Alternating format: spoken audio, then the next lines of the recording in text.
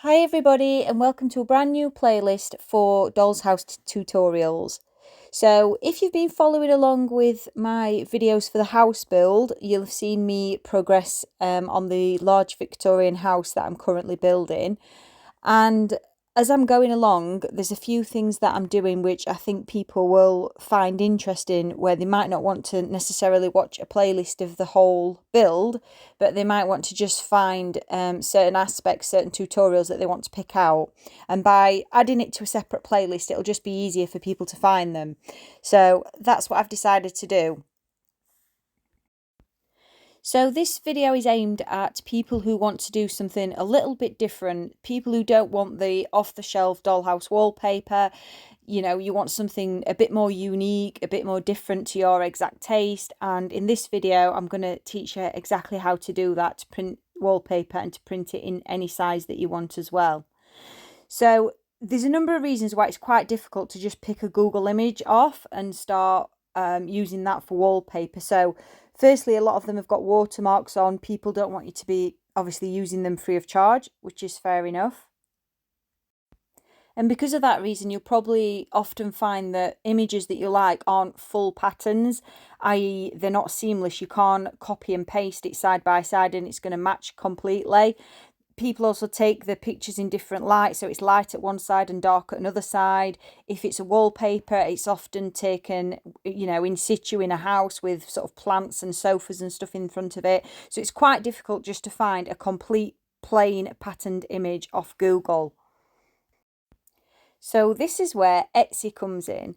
Now, I've not used Etsy, to be honest, for a lot of things. It's something that I use very rarely, but I sort of stumbled across these digital papers, and if you type in digital paper in Etsy, it will bring up a huge range of styles, colours, patterns.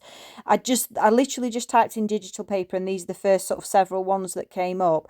And a lot of these bundles you can buy, like there's a Christmas one there, 48 different digital prints for £1.07, which is pretty amazing. And literally all you need is a printer at home. But I will show you a way that you can do it without a printer as well. But yeah, there's hundreds and thousands of different patterns. So if you're looking for something that's just a little bit more unique, you know, and just to make your house that little bit more special, then I would certainly recommend you have a look at purchasing some of these. Okay, so after you've got that, you don't need any expensive software like Adobe that you've got to pay for. I've found out a way that we can do this completely free of charge with an amazing piece of software, an app that I actually use for business, for doing various different things. But it's a great application that I've suddenly discovered makes great dollhouse objects and things as well. So there's quite a lot of tutorials that I'll be focused on this, but what you need to do is go to your app store, Google App Store or Apple App Store, and download an application called Canva. It's completely free of charge, so if you just download it, it's called Canva, which is Canva. Now, I'm not sure if you can get this on a computer or not. You probably have to check. There might be a website, but obviously it's separate to the application. But I've been doing all this on a tablet. But if you don't have a tablet, although it's a bit more finicky, you could probably do it just on a mobile phone as well. So once you've downloaded this application, you need to go to the top right hand side there where it says create a design. And then you just need to click below there where it says custom size, and you can actually change the size to whatever you want. So if it's A4, that will automatically come up, or if it's bigger or smaller, you can change to that exact size.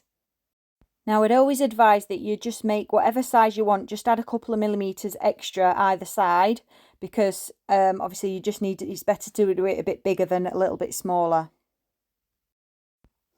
Okay, so once you're on the main application, you'll see a screen like this. Now, it will be blank. I've just clicked on down the left-hand side there. You can see backgrounds, and I've just chose like a blue marble background there.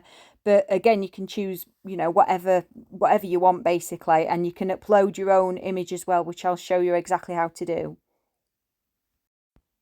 Now, I'm assuming, of course, that you've already downloaded a file here, either from obviously those Etsy prints or another image that you've decided that you want to make the wallpaper out of.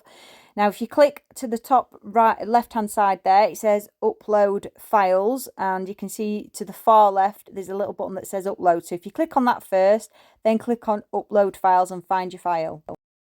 Okay, and once you click on your file, it will just bring up the image like that. So as you can see, if you've been following the build, this is my wallpaper that I picked out.